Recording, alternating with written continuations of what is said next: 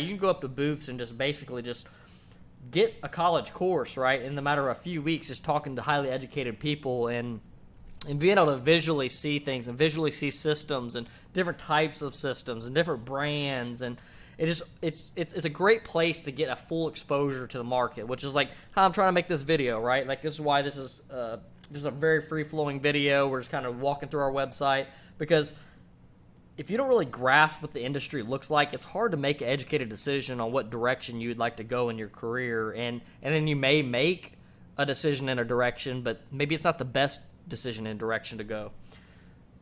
So being educated helps you make better educated decisions, right? Let's see, RFQ. Just kind of taking you through their website a little bit more. Okay, blah, blah, blah.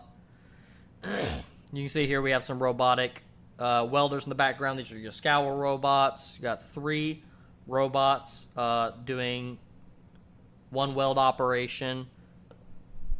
Essentially, we're putting 3 robots to this one operation to increase cycle time.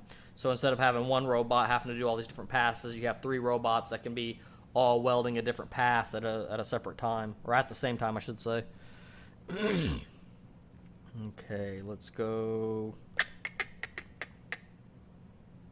capabilities page.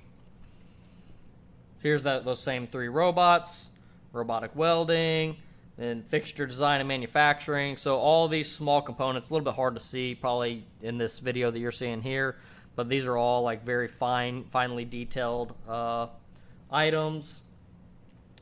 AMR logistics, material handling, remote support of like PLCs and robots.